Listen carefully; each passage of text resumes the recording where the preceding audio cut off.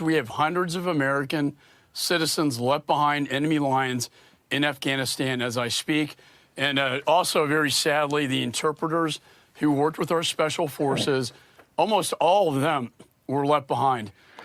More news coming out of Afghanistan as we find out all of the different things that went on in the Biden administration. That is Texas Representative Michael McCall, who's the ranking House member of the Foreign Affairs Committee in Congress, talking about Americans being stranded and Afghan interpreters being left behind, all by the Biden administration.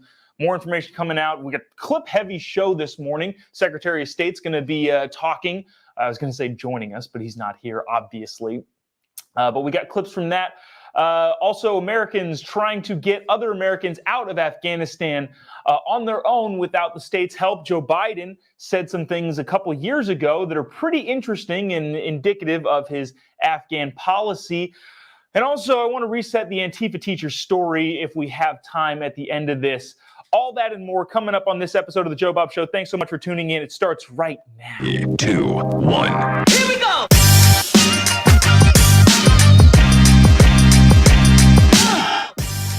Live from a dingy bunker, completely cut off from the outside world, except for you fine folks. My name is Jobob. This is the Jobob Show. Thanks so much for tuning in this morning. It is September 7th. How did it already get to be September?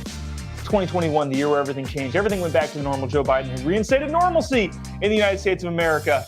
I wish that were true. Thanks so much for tuning in today. We got a lot of more stuff on Afghanistan as information keeps coming out, and unfortunately, none of it seems to be good. The Biden administration waffling, obviously, in Afghanistan and trying to cover their tracks. Joe Biden hasn't talked to the media about Afghanistan in a week now, which is interesting, again, given it's the biggest global story that we've seen in the last probably 15, 20 years.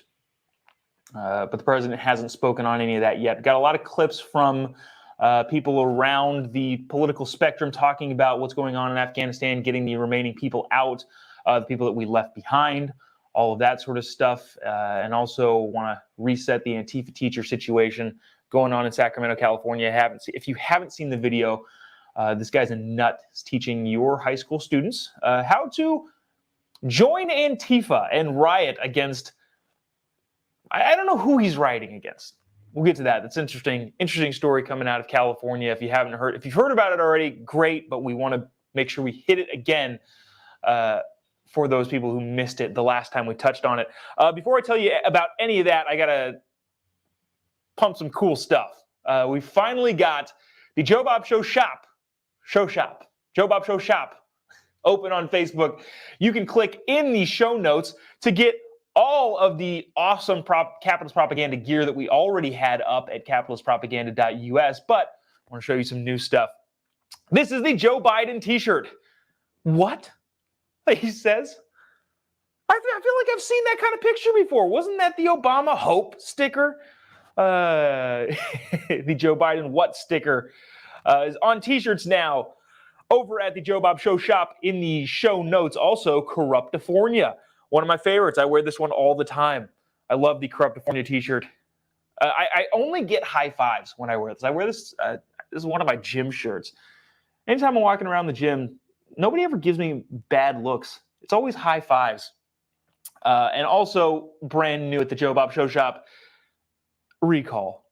King Gavin Newsom. If you're in California, these are a little bit California specific. Don't worry, we'll get to your state eventually. Make some t-shirts that are applicable to your situation in your state. But the recall of Gavin Newsom is happening September 14th. If you haven't already submitted your ballot in California, make sure you go ahead and do that.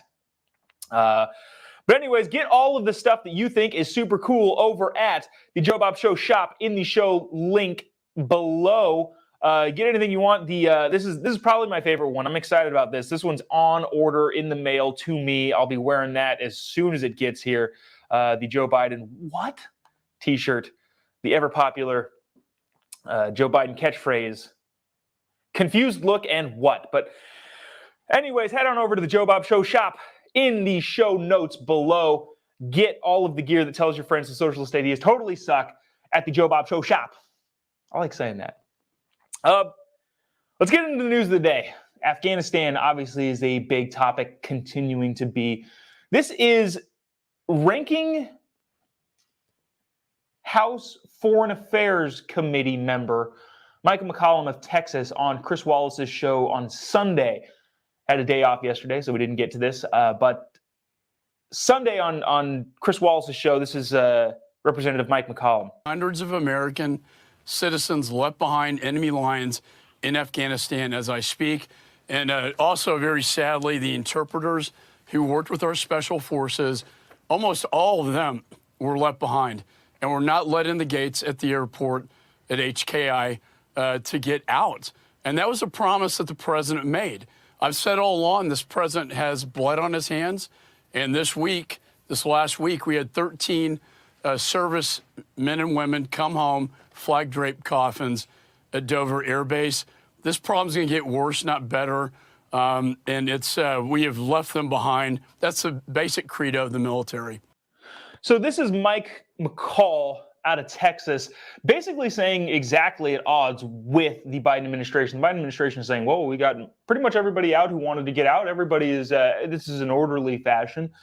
Mike McClellan is saying, no, that's not the case. He goes on to say, and we'll play the clips earlier, that it's turning into a hostage situation in Afghanistan, not only in Kabul, but in some of the northern airfields, some of the provinces around the country. The United States people are still there, including the translators. He said just there that almost all of the translators that helped the U.S. military forces over the last 20 years are still stuck in Afghanistan, which makes you wonder who was on those flights that got, according to the administration, 120,000 people out of Afghanistan. Well, we're finding out that it's really just a bunch of randoms. Whoever just pushed their way through security at the very beginning and was able to get into the airport kind of ended up just getting on a flight.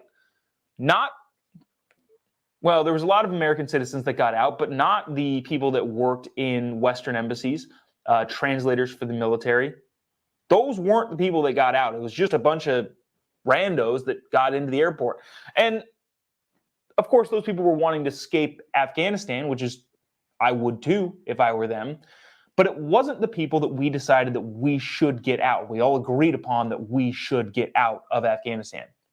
Let's listen to another clip from Mike McCall talking about the situation going on at one of the air bases up north in Afghanistan, in which 6 U.S. planes are not allowed to leave because of the Taliban.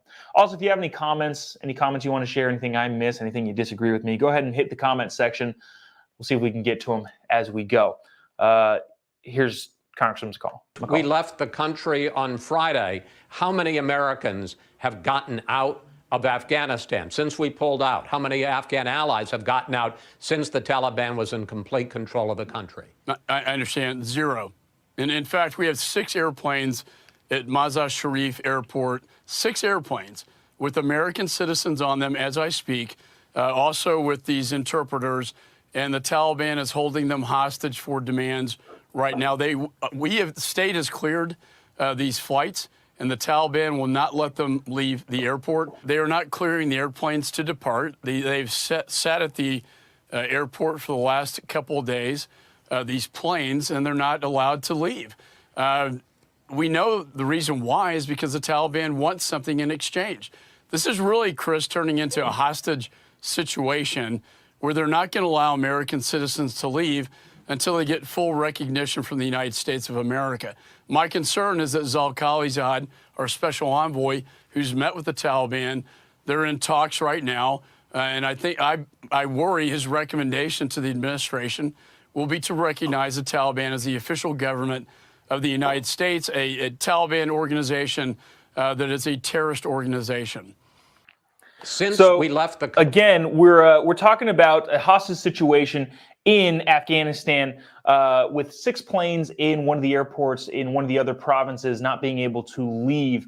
Again, Congressman McCall, ranking House member of the House Foreign Affairs Committee, saying that we're very quickly turning into a hostage situation. Those 6 flights have been cleared by the State Department, but not allowed to leave the airport because the Taliban wants something in return, which is what we've been doing this entire time. I think 15, 20 years when the books come out, we'll all be able to read the exorbitant amounts of money that flowed to the Taliban in exchange for them allowing us, again, we were put here by the Biden administration's complete screw up of the withdrawal of Afghanistan.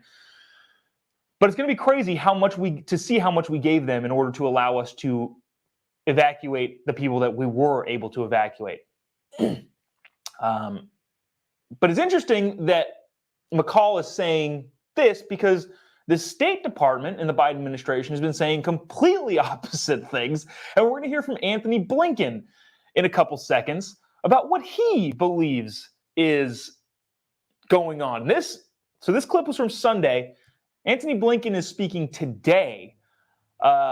Here's a clip from the Secretary of State that is completely at odds with what the ranking member of the House Foreign Affairs Committee just said not 2 days ago. Taliban to the commitments that they've made to ensure the free passage and safe travel for anyone who wants to leave Afghanistan, starting with any American citizens who wish to do so, Afghans who worked for us, including the special immigrant visa applicants or visa holders, other Afghans at risk. And the entire international community is looking to the Taliban to uphold that commitment, a commitment that's now been enshrined in terms of an expectation from the international community in a United Nations Security Council resolution, as well as in a declaration signed by more than 100 countries holding the Taliban. This is what I don't understand. Today, Anthony Blinken, Secretary of State of the United States, is saying, well, we expect the Taliban to hold up their end of the bargain. We signed a UN agreement. The Taliban don't care about your UN agreement. I can't figure out people like this who go to your hoity-toity Ivy League schools and think that everything can be handled diplomatically. And again, I wish that were the case. I wish you could just work things out. There's a neighbor across the street from where I live who's got junk all over in his yard. I wish we could diplomatically decide, well, let's figure out how you can clean that up and make things work. But unfortunately, that's not the case. And sometimes you got to call the city and bring in enforcements.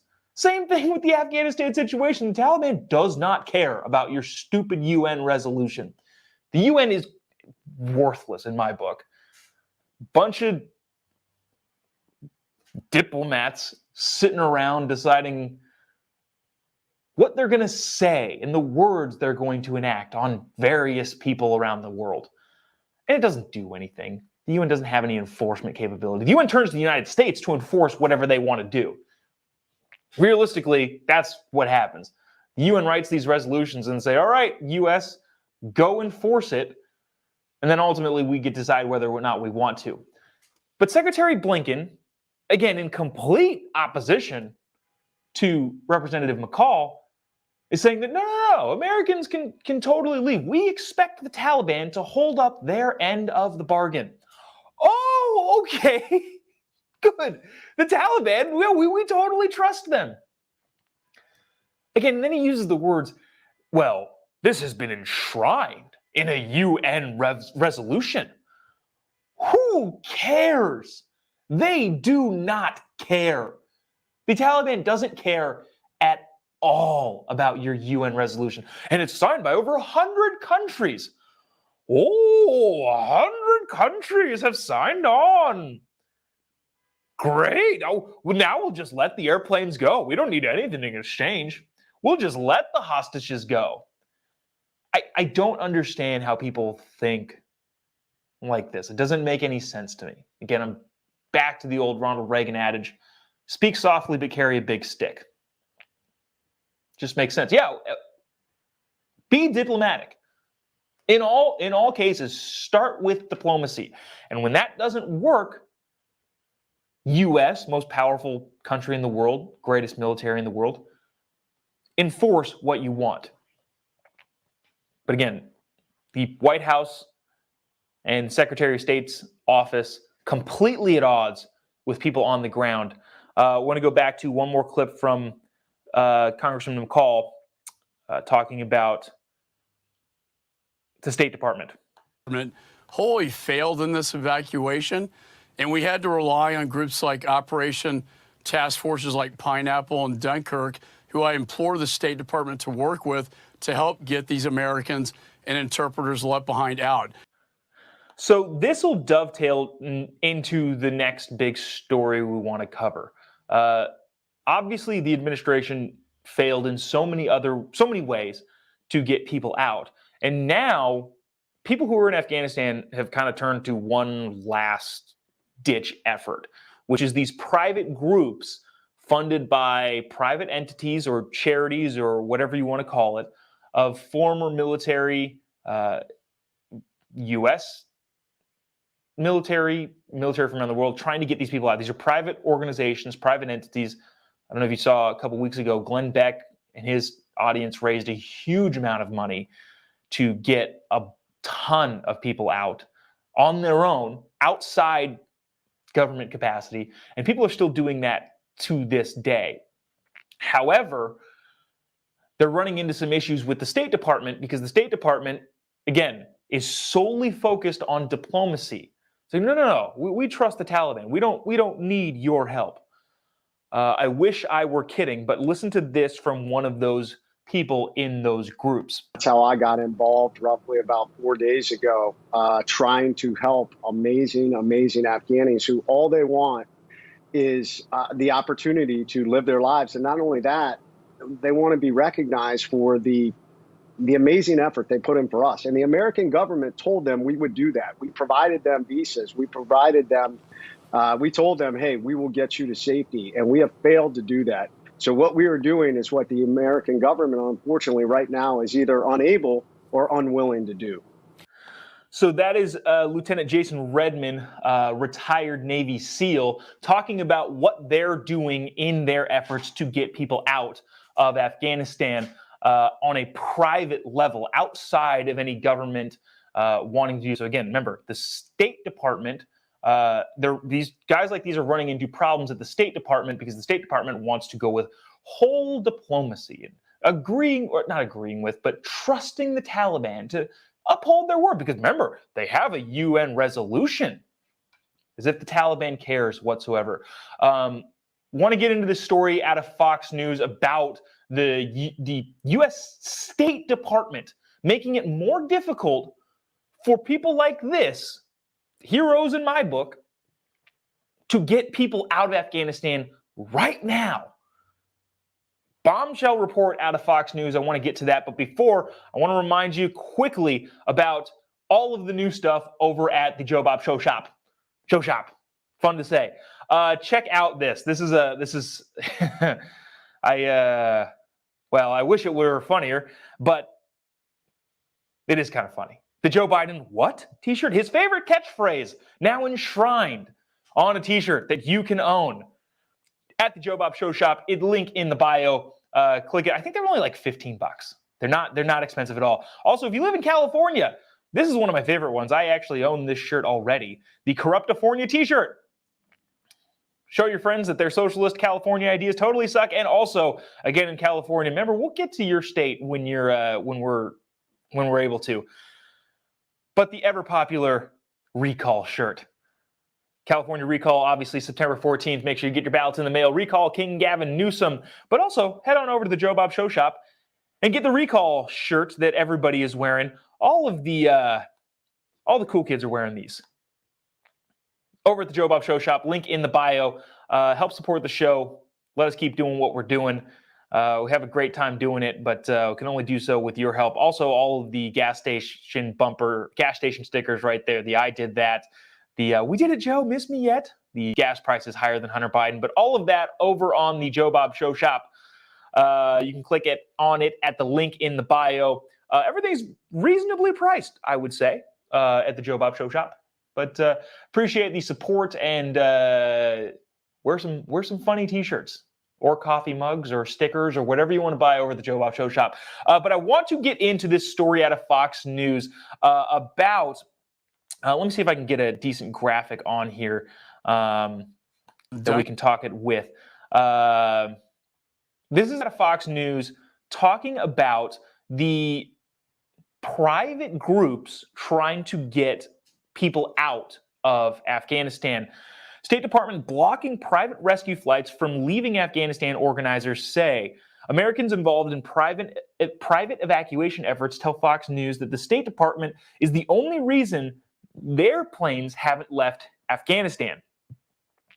Again, this is out of Fox News. Americans engaged in the rescue of U.S. citizens, SIV and green card holders left behind by President Biden in Afghanistan are horrified by what they describe as inexplicable delays from the State Department, Secretary Blinken's department, who focuses solely on diplomacy.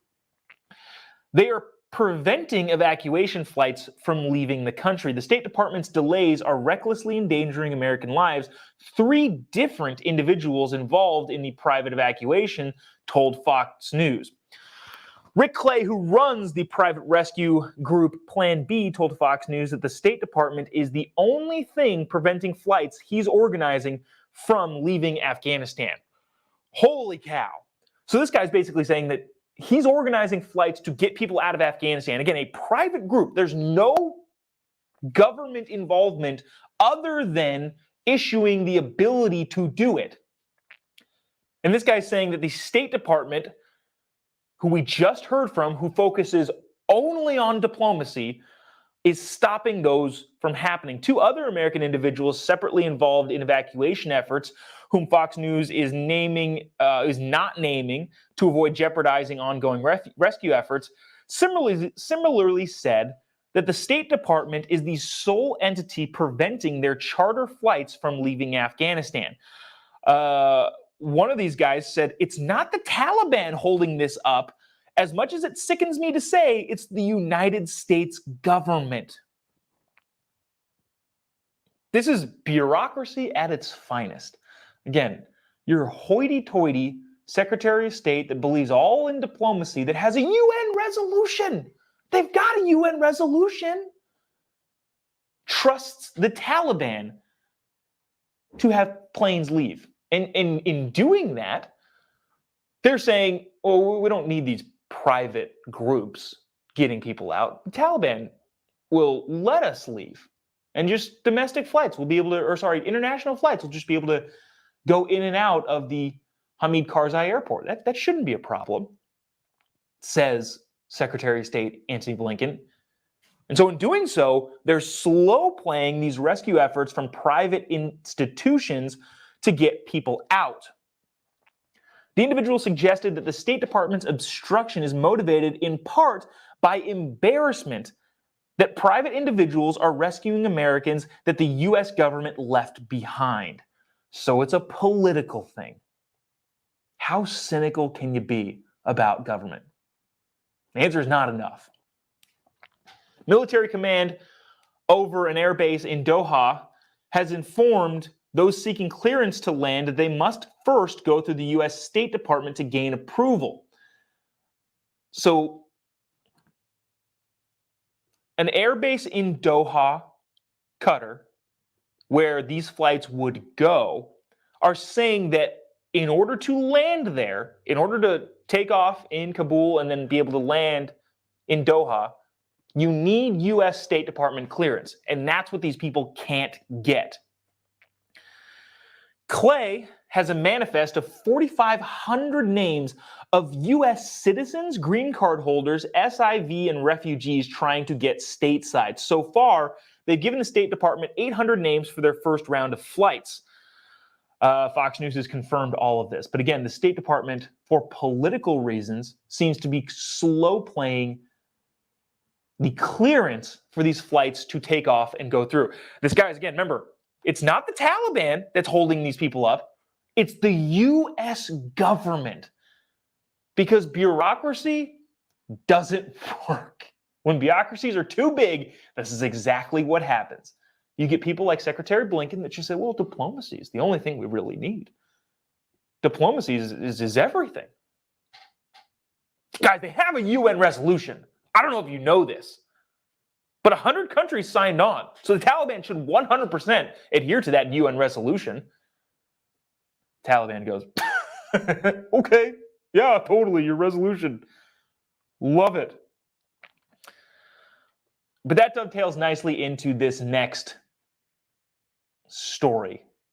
This comes out of Insider and is pretty revealing of what Joe Biden thinks about Afghanistan. This is an interview, not an interview. This is from a diary from a U.S. diplomat, former diplomat, Richard Holbrooke. Not a great guy.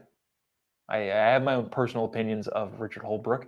But in this instance, we're going to read from his diary. He passed away. He's no longer alive, which is probably how we have access to his diary. But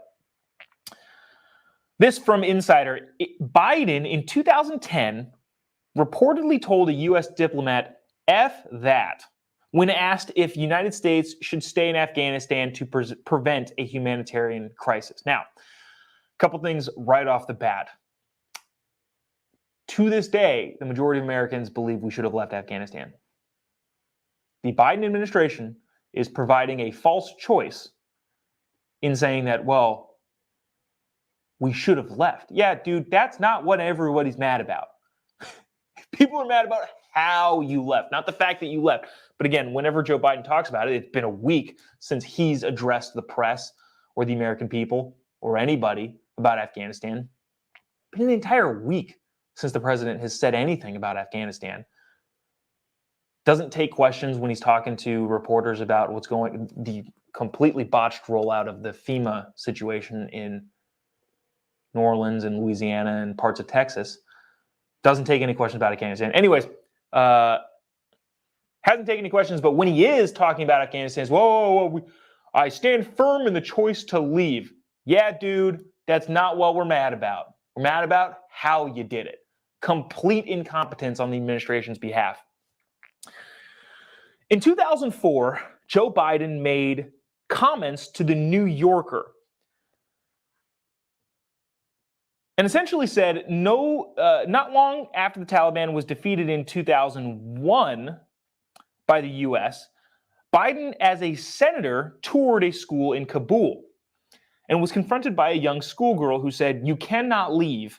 They will not deny me learning to read. I will read. I will become a doctor like my mother. America must stay," which is sweet.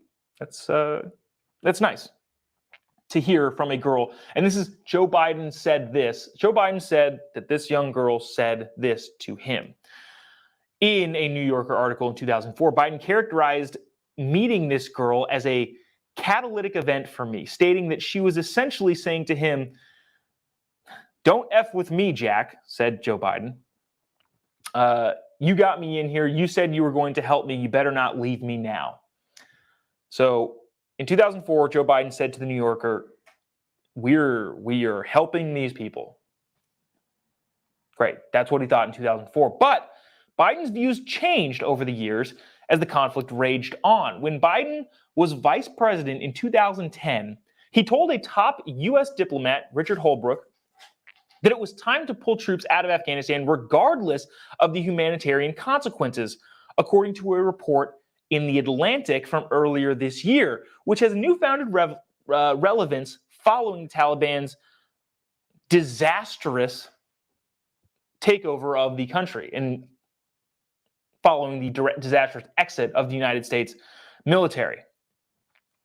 Apparently, Joe Biden says we need to get out regardless of the humanitarian cost, which seems pretty indicative of how he ended up getting out, which makes you wonder, was it incompetence or did he just not care? Holbrooke, who was the Obama administration's special representative for Afghanistan and Pakistan in 2010, asked Biden whether the U.S. had a moral obligation to remain in Afghanistan to protect people like that little girl. According to Holbrooke's diary, as cited by The Atlantic, Biden replied with, "F that. We don't have to worry about that. We did it in Vietnam. Nixon and Kissinger got away with it."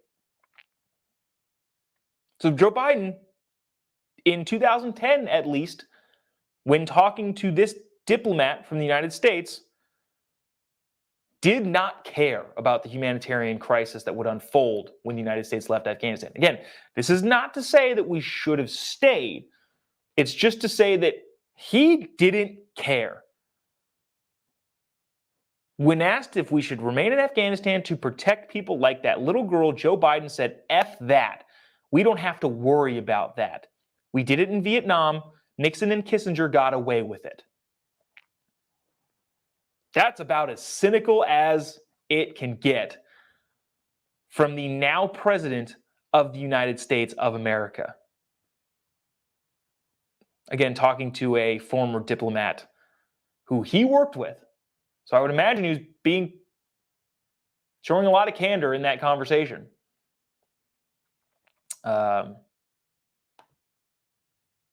Who knows? Maybe that's just what he thinks. Maybe he just thinks, I don't care about people. I don't care about those people. It would explain, at least in part, how bad of an exit strategy the United States had. Yeah, because if you don't care about the people, why would you put any effort into getting a cohesive strategy to leave together? Doesn't make any sense,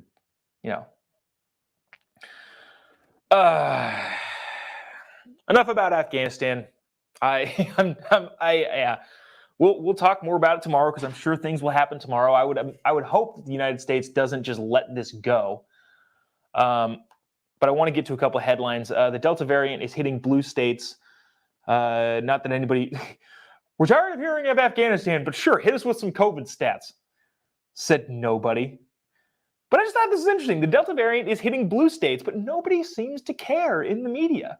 Remember when the Delta variant was going through some of your red states? People were having a problem with it because, yeah, it's out there. It's doing its thing. But now the Delta variant is getting through all of the blue states. Nobody's talking about it. Because remember, when it was going through the red states, it was because those stupid mouth-breathing Trump supporters didn't want to take the vaccine. They don't care, and that's why they're getting hit so hard by the Delta variant. Or also the Delta variant just does what it does and goes where it goes regardless of anything that you do or try to stop. It doesn't care about your feelings. It just shows up and does its thing and goes on its way. Now it's going through blue states and nobody's talking about it.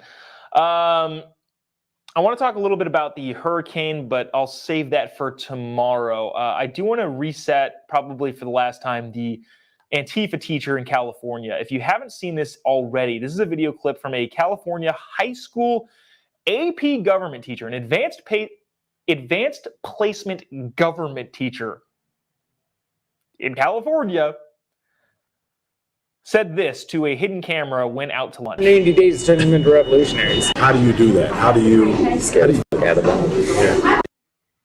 Yeah, the Sacramento organization that is under the banner of Antifa is very loosely organized, right?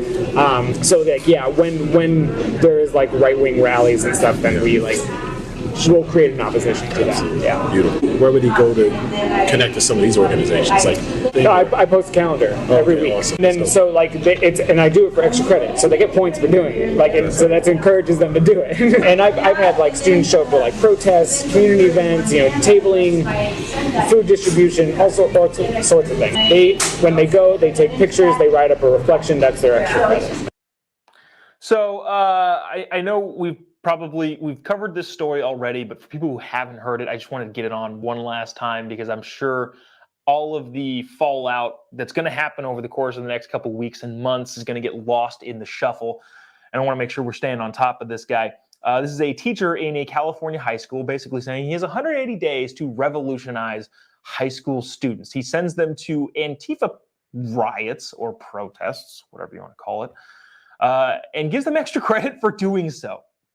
The school board met last week and is going to start the process, or has started the process, to fire this individual. They put him on leave as of last week and is going to go through all the steps that it takes to fire this teacher, which is difficult to do. It is hard to fire government employees. It is near impossible to fire a tenured teacher, especially in the state of California. I wanted to point out a couple things. The this is not a cancel culture situation. It's not well, he just has different thoughts. No, he admitted to trying to indoctrinate kids. And California Education Code says this: no teacher giving instruction in any school or on any property belonging to any agencies included in the public school system shall advocate or teach communism with the intent to indoctrinate the mind of any pupil to prefer communism. That is the California Education Code. So he's being fired not because we have a difference of opinions, but because he broke the law. Let's listen to him talking about his own situation. Thank you to every past student and colleague and friend who's reaching out right now in support of what is happening.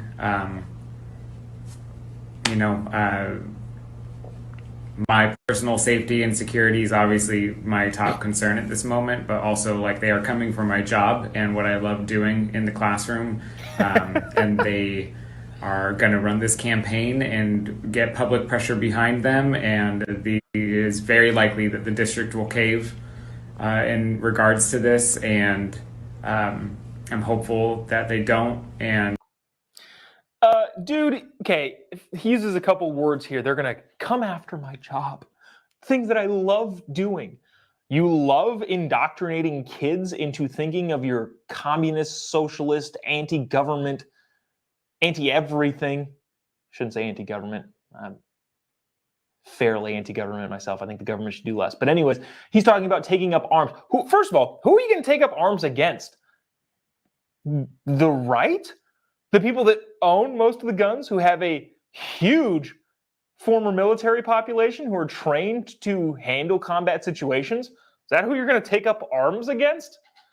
Then he's talking about, again, in the video, he's talking about taking up arms. And then he says, well, I'm concerned for my personal safety, which is good. Yeah, nobody go find this guy. Nobody hurt this guy. That's stupid. But it is kind of ironic that he's saying, oh, we need to take up arms and fight for what we believe in. But please don't fight me, because I'm scared. Again, nobody should be physically threatening or harming this person or his family at all. That is absolutely not something anybody should be doing. But it is ironic. Lastly, he says the school caved. The school's going to cave. No, dude, they're enforcing the rules that already exist that you knew about. Caving would be me pestering my wife about wanting to get pizza every single night of every single week. And then her finally caving. Another thing would be me completely breaking the household rules and demoing our kitchen without her approval. Well, that's not her caving to pressure of being upset with me. That's I broke some pretty in-place rules that now she has to be mad at me for. This is a bad analogy. Basically, nobody's caving to pressure, dude. You broke the law, and people are enforcing the law. That's what's happening. But we'll keep tabs on this story. We'll see what happens. We'll see when he actually does get relieved of his job at the high school going forward. So before we close, we got to do meme time. Meme time is my favorite. Actually, before we do meme time, I want to get these on one more time. If you haven't already, head on over to the Jobob Show shop, link in the bio, and you can grab this awesome t-shirt among many others. The Joe Biden, what? His favorite catchphrase, the Corruptifornia t-shirt, which I wear all the time. This is one of my favorite t-shirts. And the ever-popular Recall Gavin t-shirt. Cool, trendy, fun stuff. Again, you can also get the Capitalism Rocks shirt, the You're Welcome, Love Capitalism. You can also, I've gotten a couple comments saying, hey, where did you get that CNN Sucks shirt? Send the page a message. This shirt has been taken down when we've tried to sell it a bunch because of copyright, even though it's parody. But we do have a way for you to buy it. So if you really want it, let me know in the messages, and we'll figure out how to get you a link to buy this fantastic CNN's Sucks shirt. But without further ado, I would like to get to meme time. We've got some funny ones for today. Kind of funny, kind of some dark humor. Let's go with this one first. This is Forrest Gump and Bubba. And again, this is funny, but also not really. You came back for me. Well, I'm not Biden, not Joe Biden. Again, I wish that weren't funny, but it kind of is. So there's that. Here's another one from Meme Time in the same line of humor as that. Here's the get in, loser. We're leaving Afghanistan. And then he drives off without you. The ever popular clip of Joe Biden in the car trying to look cool. Let's go with a couple more. Wow, in that same line. This one is not the leaving people in Afghanistan. This is the blame game that Joe Biden administration has been playing. If you're not familiar with Star Wars, this is Darth Maul, who has a dual lightsaber. First side says, I take full responsibility. I take responsibility. And then the other side comes out and says, but Trump, great responsibility you're taking, Grandpa Joe. Let's get to the last one. This one's unfair, but it's still funny. This one is, if you're just listening, this is Joe Biden looking at his watch during the arrival of the fallen servicemen and women from Afghanistan. Got a lot of attention for looking at his watch during that situation. But, maybe he was checking a text message from Hunter Biden, which said, totally hypothetical question, but how do you hide a dead prostitute? Again, that's unfair. That is an unfair joke on a man and his son who have had some difficult situations. And while it's unfair, it's still hilarious. That's going to do it for Meme Time, and that's also going to do it for our show today. We'll be right back here tomorrow. If you haven't already, go check out my show on Daily Caller called Quality Control, where we hit all of the big cultural stuff going on, especially in political news, cultural news, everything that's happening around the world. We do a deep dive every week into something. This week we did probably the most unsexy topic that we've done so far, but also crazy important. Semiconductors, the shortage of semiconductors, and how that might impact our relationship with China and the ever-going Cold War we have with the second most powerful country on the planet. But that one should come out, again, over on Daily Caller called Quality Control.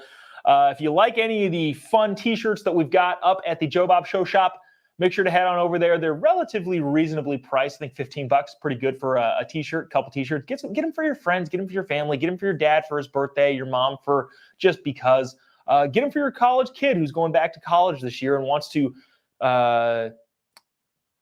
poke fun at situations going on college campuses without causing that big of a ruckus, because people probably won't notice all that much. But the people who do will give you a high five. Trust me, I get mean looks for wearing some of those shirts, but I get 5 times as many high fives. But head on over to the Jobob Show shop. Support the show. Let us keep doing what we're doing. We appreciate everybody tuning in and checking it out. We'll be right back here tomorrow. Thanks so much for watching. God bless America.